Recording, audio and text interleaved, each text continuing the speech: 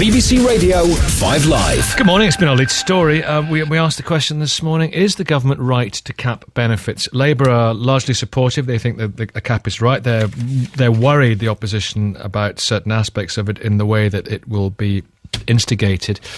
But they support the principle. And so, according to polls, do a huge amount of people. 76% support it, 9% do not. According to one poll, 36% of people say it should be even harsher. It should be a £20,000 cap. Let's speak to Enver Solomon. Now, Enver is Director of Policy at the Children's Society. Good morning. Hi, good morning. We've got John Torode, who writes for The Spectator. Hello, John. Good morning, how are you? Very well. Kevin in London and Glenn in Nottingham. Kevin, what would you like to say? Good morning, Nicky. Morning, Kevin. Hi. Yeah, morning. I think the big problem with benefits has been that it's been allowed to become a lifestyle choice as opposed to a support mechanism for those who need it. That's my biggest concern. And I have experience of that as well, so, I'm not talking out of my hat. What experience? I have a member of the family who chose benefits as a lifestyle choice, and she's done remarkably well out of it as well. Tell us a little bit more about that. She chose benefits as a lifestyle choice. Yeah. She chose, if you can actively choose not to work, you know what I mean? She chose not to work. I know. I mean, I think this is the whole thing. A lot of people find it incredible that people would do that, and unless you've experienced it, you can't actually visualise it. What basically happened is she decided that it would be easier for her not to work. She's got 4 children, as I say, she has a foreign holiday every year. She's got a nice new vehicle, all the things that those of us who work strive to do, and probably a lot couldn't manage. So, Enver, listening to that, Director of Policy at the Children's Society, why just tell Kevin and the majority of people listening, according to the polls, who are hardworking, who are struggling, some of whom are getting less than people who are on benefits, why should you be able to earn more on benefits than if you went out and worked? Well, I think that the reality is that is rapidly changing. We already have introduced by the government a limit on the support with rent, housing benefits. That's going to be capped, and they are looking at how they incentivise people into work. Benefits should be a means of providing support to those families who fall on hard times, and we absolutely support the government's desire to make sure that the benefit system incentivises and supports people back into work. This is the important point. Why is let's get to it. Why is the equivalent of 30? Well, let me just frame it for people then. Why is the equivalent of £35,000 after tax not enough?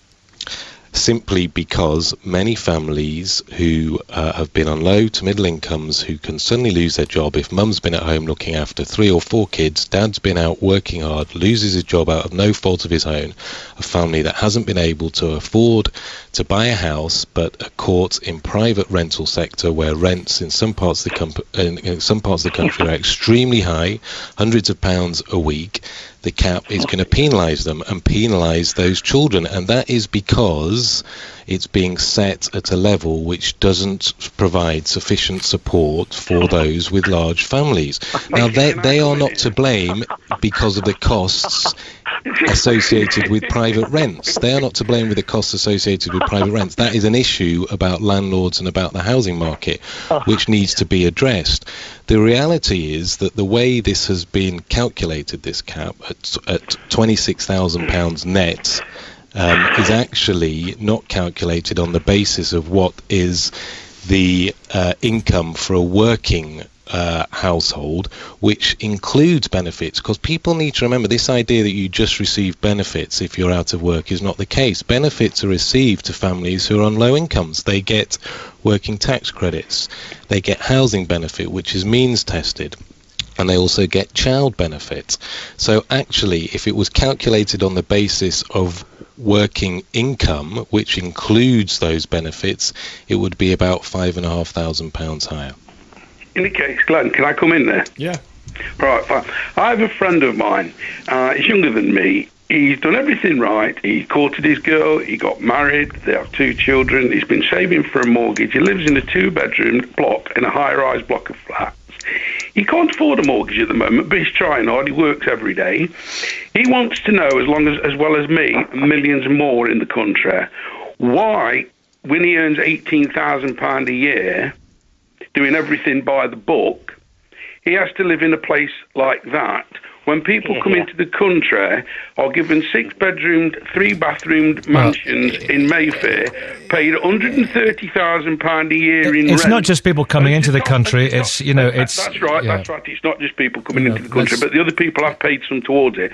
And he wants to know, as well as me, why he should pay tax for people to live in somewhere like that of something that he can only dream of, and they haven't done a thing to benefit the country. Enver Solomon, I'll bring John Torode in a second. Enver Solomon? Well, the simple point here is about the availability of housing and the availability of affordable housing. That money that is being paid to that family is going to the landlord. It isn't going to the pockets of the family so they can then go and spend the money. It's going to the landlord. The fundamental point here... Well, hang on. Wait a minute, we have to understand what the cause is of this. And the cause behind this is not them choosing to just take lots of money from the state. It's about the fact that there isn't sufficient housing available at an affordable price. They go to look for a house. There's high rents. But the fundamental point here, which is why we have the likes of Lord Ashdown and Simon Hughes, respected senior political figures recognising this, and indeed church and faith figures. Can you just let me finish the point? And I will respect your opinion. Is the impact this is going to have on children who have no way of influencing decisions made by adults? They are the innocent victims of this policy. Well, it's the question Ian Duncan Smith asks the bishops is that over all these years, why have they sat back and watched people being placed in houses they cannot afford? And he says it's not a kindness. Let's hear from Eddie, who's on the other side of this. John Torode in just a second. Yeah, and you mentioned, Enver, the effect on... what a strange noise. The effect on children. Eddie, good morning. Good morning, Nicky. Is it a lifestyle choice? No.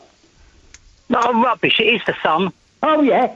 Yeah, so it's a lifestyle choice, is it? Well, Rubbish. I'm afraid it isn't. Because there's people being slung out of work, right, left and centre. And nobody, not even the Labour Party, who are a totally ineffective opposition to the Iscariot Party and the Tories, who are... They've just joined it, and we might as well have a national government, because they're just out to kick the working people. Those who want to work can't work because there's so many businesses taking their business abroad.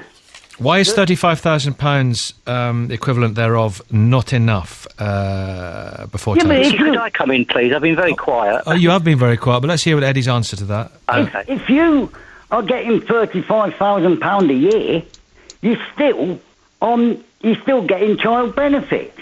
If you're getting £26,000 a year and you're working, if I lose I don't work because I have not been allowed to work through various reasons. So I'm blind. this is the point. 26k which is going to be without child benefit. Sorry, carry on, Eddie. Because I'm blind, I am limited in what I can do, and when I do go for a job, it accidentally disappears. Now, you tell me where that's a lifestyle choice. And to call me a non-taxpayer, I pay VAT and any other tax they decide to shove on stuff I buy. John Torode, please. let's bring John in. He's not heard from him yet. Yeah, I've been uncharacteristically silent for about 15 minutes. Been a joy. For both of us. Go on. Well, I think you have to start from a couple of basic principles. First of all, we are talking about an incredibly expensive scheme. We are talking about a scheme that, as it now stands, is incredibly unpopular with the majority of people, something like 76% in opinion polls that show that the public don't like it, and the public don't like it because they know about it. It's ordinary working class people who don't like it. Why do you think the Labour Party is so cautious in its opposition to these changes? Because they know their own people on council estates, in housing associations, etc., their own people on low or average wages overwhelmingly support these changes. It is an absolute nonsense. One listens to Enver Solomon going on and on persuasively, elegantly, beautifully, but he cannot tell me, and he cannot tell ordinary working people, why it is right that people should be paid more than the average national wage for not working. No, let me finish for a moment. I've been very, very quiet for quite a long time. You'll be able to come back, but you've teed up a very interesting point, because I'm going to get Enver Solomon to directly explain to you the effect that this will have on very many children in our country. I'm not interested in that. I'm interested in him answering the question I asked. Are you not interested in the effect it's going to have? Could he not answer the question I asked rather than the question you're asking? Well, I've asked that question already, and he has answered it. Enver Solomon, tell John Torode the effect that you believe it will have on children. It's going to have a disastrous effect on children. We know that because we work with children and families across the country who are struggling on a daily basis, and it's these children, because the families that are going to be affected, 80% of those have 3 children or more, and it's these children that are going to be the innocent victims of this policy change, of this reform. They are the ones who are going to suffer through no fault of their own. Whose fault is it? It's not their fault if their parents lose their job. They are children. They are not able to exercise a choice over their parents' decisions. But let me be very clear on one point. You're being very long-winded, Enver. It's a very simple, and I'll address your point head on for you. Please. I've been waiting for about 20 minutes to have it addressed, and it's a very simple question which you are avoiding. It's a very simple question. I will address that now. If you talk to tax and benefits specialists, they will tell you that it's virtually impossible for a household in which someone is working more than 16 hours a week to have a lower income than a similar household out of work. That is due to tax credits, to means-tested housing benefit, and now to the minimum wage. And it means that households gain in income from moving from worklessness into work. Comparable households are not better off on benefits. That is the reality of the changes, the totality of changes to the benefit system, and that is why the government is trying to incentivise people moving into work. John? Well, I said, there goes Enver at incredible boring length and still doesn't answer the question. You know, you ask a question that's about 8 or 10 words, and you get 10 minutes waffle from Enver. It is absolute... Right. Enver, just ask it again. Ask it again. Right. Why is it right that families who are... that people on the national average wage... people on the national average wage should be paying for families to get more in benefits than they would do if they were working and earning the national average wage. Now, Enver, let me take a little add to this. Enver says he doesn't like the figure of 26,000 because it doesn't count in all the benefits, and he said that if you counted in and produced what he describes as a working income, it would be approximately £31,000 a year. Let me ask him directly, and he can say yes or no to this.